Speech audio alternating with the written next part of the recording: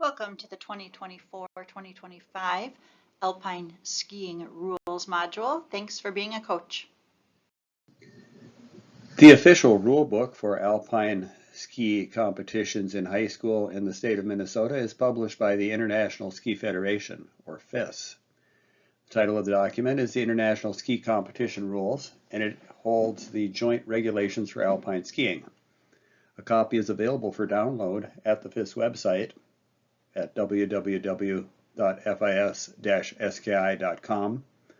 From the main menu, navigate Alpine, Documents, then to Rules, and a download link will be available at the top of the list. Additionally, the State High School League publishes rules and policies. The High School League publishes rules and policies specific for alpine skiing, including the official bylaws for alpine skiing. Copies of these documents are available at the League's website, www.mshsl.org. Navigation, top of the page, select under Sports and Activities, Winter, Alpine Skiing. In the Resources section, bottom left, you will find the link to the MSHSL Alpine Skiing Rules and Policies. Within the League's Rules and Policies document, you will find information regarding your school representative, scoring procedures, tiebreaker for team scoring, including both section meet and state championships, entries for section meets, advancement from sections to the state meet for individuals and teams, and section state meet substitution procedures.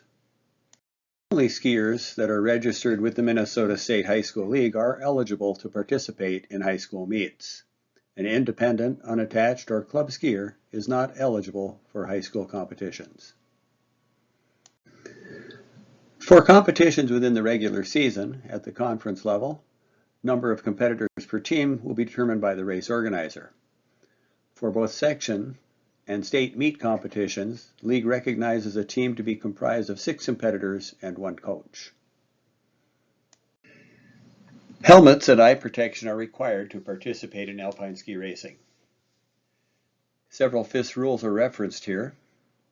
Article 606.4 requires helmets be worn by competitors as well as the forerunners.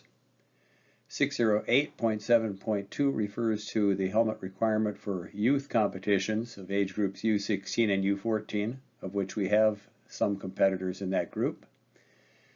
Article 627.6 notes that competitors will not be able to start or not permitted to start if they do not wear a helmet, if they do not have ski brakes, additionally if they do not wear the official start number.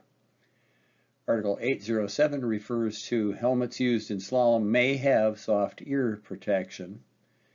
These helmet rules are not to be confused with those rules that require an additional certification for helmets of GS or faster events. No cameras or mounts are to be worn by the competitors.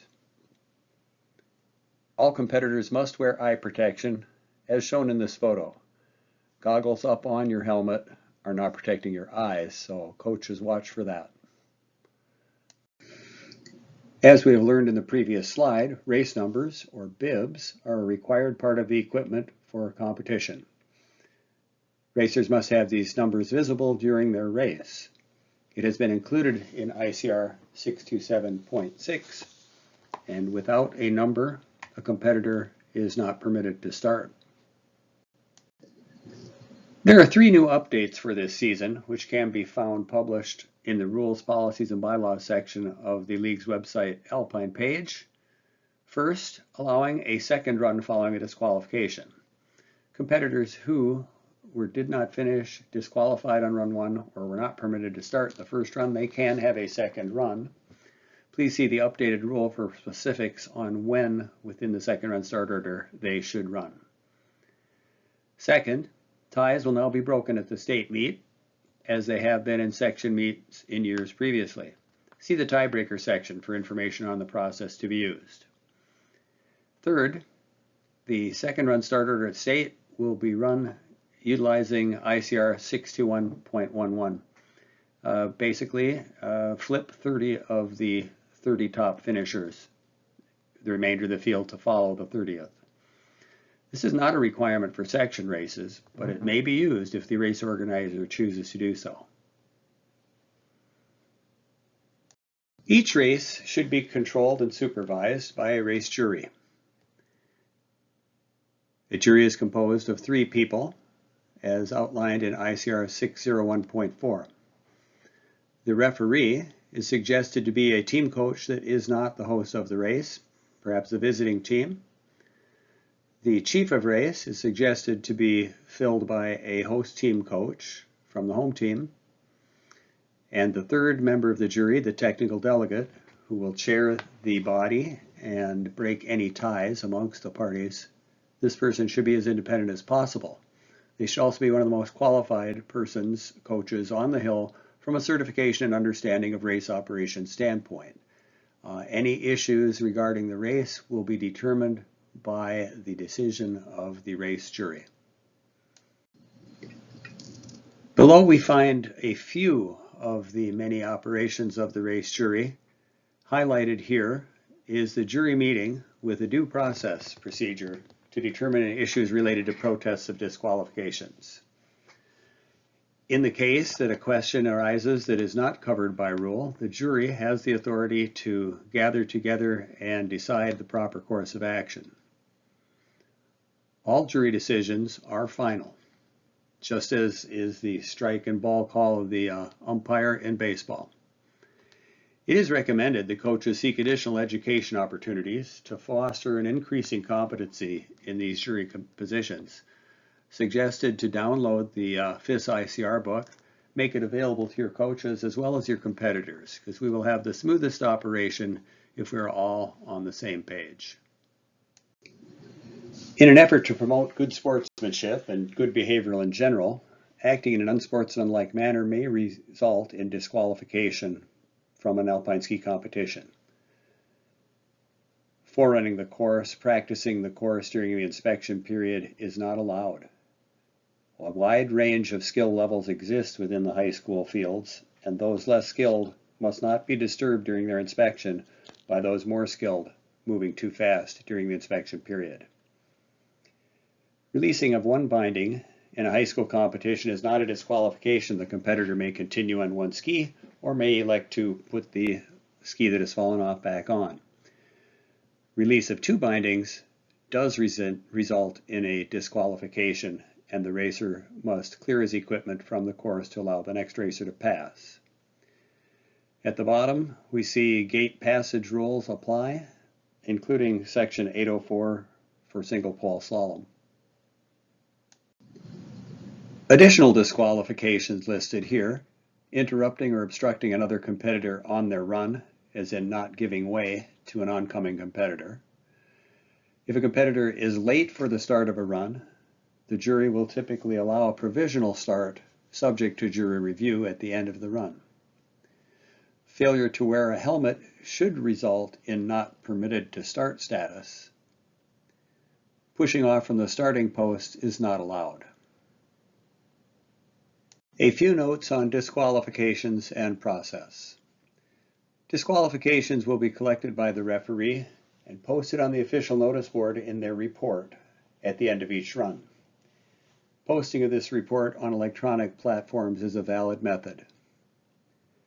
Should an error be found in the report, coaches, contestants who desire to protest a disqualification or a time calculation must do so in writing and submit it to a member of the jury within 15 minutes of the posting of the report by the referee.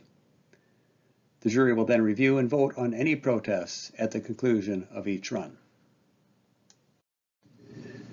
Regarding reruns, as outlined in ICR section 623, a competitor may make a request to the jury for a rerun if they have been obstructed or encounter missing or broken equipment. There are prerequisites to this request. If the competitor feels they have been obstructed, the racer must ski out of the course at the point or a point nearest to where the incident occurred in order to be eligible to request a rerun. Once the racer has crossed the finish line, it is too late to make such a request. On the request for a rerun, a provisional rerun may be granted and a final decision will be made by the jury. Failure of electronic timing. At section and state championship competitions, manual backup timing will be recorded to the nearest 100th of a second. If the electronic timing temporarily fails, the backup timing will be used. The procedure for utilizing hand times is outlined in ICR 611.3.2.1. The League publishes a cold index policy guiding activities dependent on temperature. You will see them below. At a temperature greater than -3 degrees Fahrenheit for the ambient temperature, the instruction is to check for frostbite on exposed skin. It is important that all team members participate in this activity and also for the colder temperatures listed below. Everyone should watch their partner. -4 degrees to -10 degrees Fahrenheit, we have a greater risk of frostbite and hypothermia. Eye protection is required for frostbite, windscreen for genitalia. Modify your pre-race protocols, typically in our case inspection, to limit the athlete's cold exposure to less than 30 minutes in duration total time. It may be necessary at colder temperatures to break up the inspection period from the actual race run period. Less than 10 degrees Fahrenheit or reaching -40 degrees Fahrenheit wind chill, that is the recommended lower limit for practice and training. There is extreme frostbite and hypothermia risk.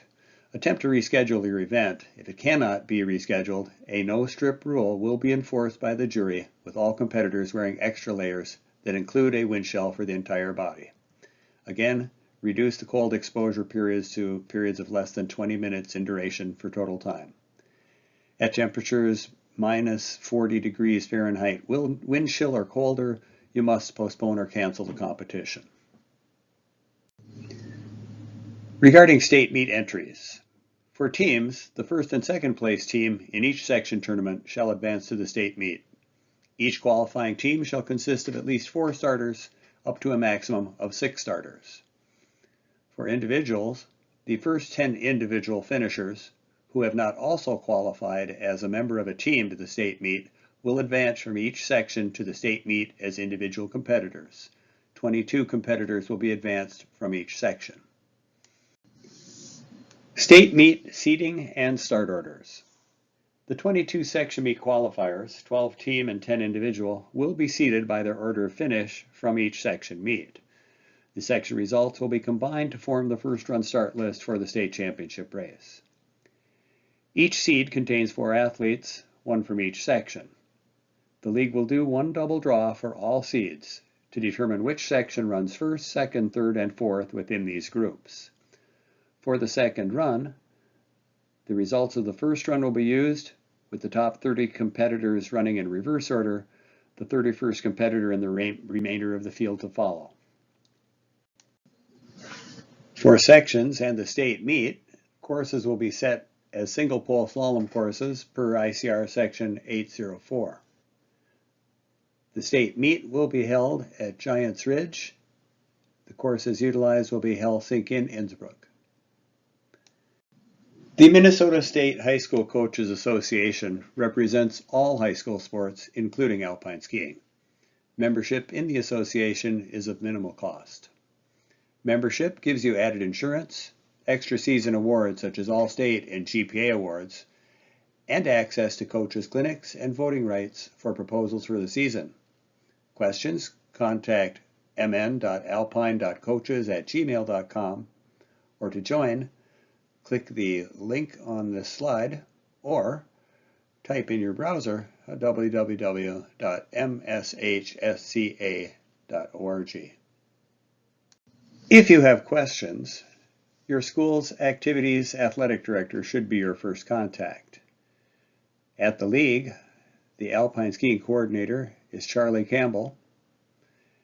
Listed below, the league website mshsl.org, and a telephone number of 763-560-2262. A reminder to download those rule books and make sure the kids get a look at them.